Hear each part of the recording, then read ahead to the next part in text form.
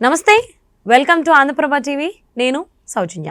లోకేష్ గారు ఒక కార్యక్రమంలో మాట్లాడుతూ విలేకరులు అనేటువంటి కొన్ని ప్రశ్నలకి ఆయన సమాధానాలు ఇచ్చారు. సో ఆయనకైతే డిప్యూటీ సీఎంగా ఎలాంటి వర్క్ చేసేటువంటి అసలు ఆలోచనే లేదు అని, అండ్ ఇంకొన్ని అంశాలను కూడా ఆయన ప్రస్తావించడం జరిగింది. మరి ఈ అంశానికి సంబంధించి వారి విశ్లేషణని, వారి అభిప్రాయాన్ని మనతో పంచుకోవడానికి ఈరోజు మనతో పాటు ఉన్నారు సీనియర్ జర్నలిస్ట్ కిరణ్ గారు ఉన్నారు. వారితో మాట్లాడదాం. నమస్తే కిరణ్ గారు. నమస్తే సౌజన్య గారు. నారా లోకేష్ గారు ఒక ప్రెస్ మీట్లో కొన్ని వ్యాఖ్యలు చేశారు.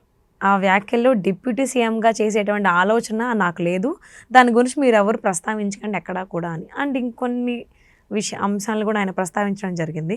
పర్టికులర్గా ఎందుకు అని అంటే, ఈ డిప్యూటీ సీఎం అంశం ఏదైతే ఉందో ఆల్మోస్ట్ 2 to 3 weeks రచ్చరేపింది ఆంధ్రప్రదేశ్లో. అవును, ముఖ్యంగా రాజకీయాలు ఈవెన్ అది విదేశాలకు కూడా పాకిందని చెప్పుకోవాలి, ఇక్కడ ఆంధ్రప్రదేశ్లోనే కాకుండా. మరి ఆ అంశాన్ని పర్టికులర్గా లోకేష్ గారు ప్రస్తావించడం, నాకు అసలు ఆలోచనే లేదు అనడం, ఏ విధంగా తీసుకోవాలి, ఏ విధంగా అర్థం చేసుకోవాలి జనాలు?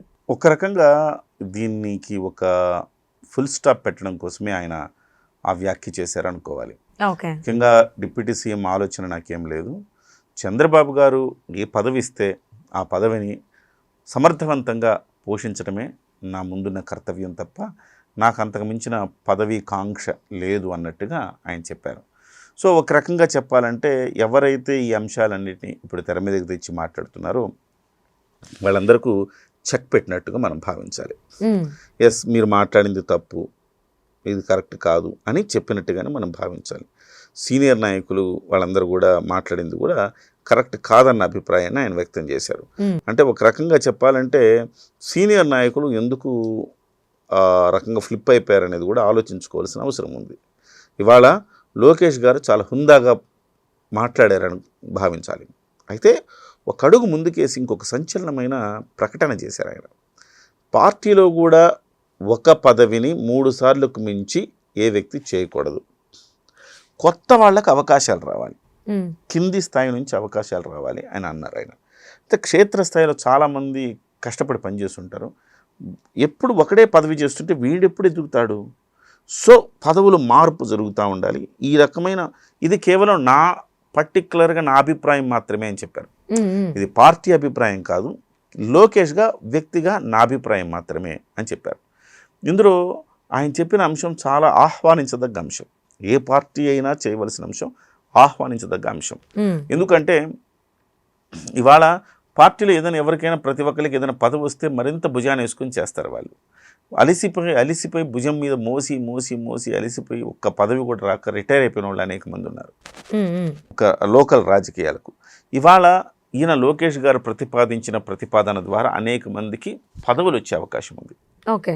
సో అలాగే పార్టీకి సంబంధించి ఆయన ఒక క్లారిటీ ఇచ్చేశారు. ప్రభుత్వంలో డిప్యూటీ సీఎం ఆలోచన నాకు లేదు.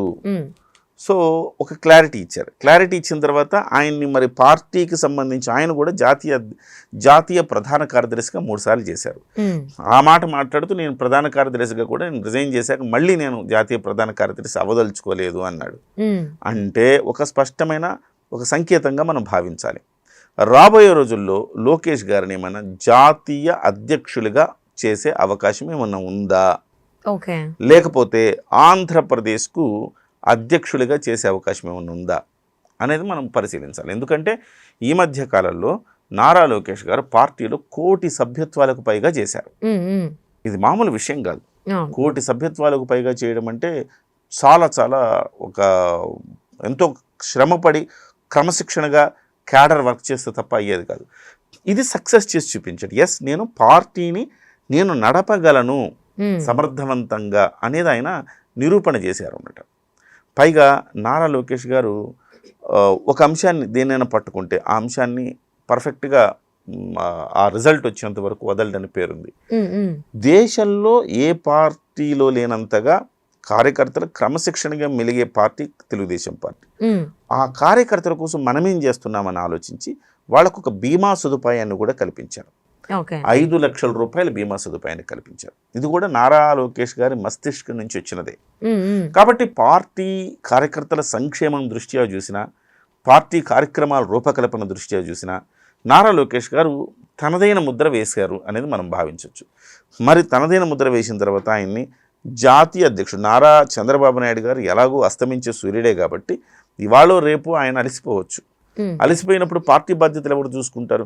ఇవాళ ప్రభుత్వ బాధ్యతలన్నీ చంద్రబాబు నాయుడు గారు చూసుకుంటున్నారు ఒక ముఖ్యమంత్రిగా. మరి పార్టీ బాధ్యతలు కూడా ఆయనకి భారం అవుతుంది కదా. ఇప్పుడే ఆయన చాలా స్ట్రాంగ్గా ఉన్నప్పుడే నారా లోకేష్ గారికి ఆ బాధ్యతలు అప్పగిస్తే డెఫినెట్గా రాబోయే రోజుల్లో పార్టీ మీద పూర్తి స్థాయి కమాండ్ వస్తుందని చంద్రబాబు గారికి కూడా భావన ఉన్నది. ఈ భావన మేరకు నాకు తెలిసినంత వరకు ఇప్పుడు చేసిన వ్యాఖ్యల ఫలితంగా పార్టీలోనే ఆయనకు ఒక ప్రమోషన్ రావచ్చు అని మనం భావించాలి. అంటే ప్రధాన కార్యదర్శి దగ్గర నుంచి జాతీయ అధ్యక్షులుగా అయ్యేటువంటి అవకాశం ఉంది. జాతీయ అధ్యక్షులుగా అయ్యే అవకాశం ఉంది. లేకపోతే ఆంధ్రప్రదేశ్ మీదే ఫోకస్ చేయాలి కాబట్టి ఆంధ్రప్రదేశ్ అధ్యక్షులు అవుతారా?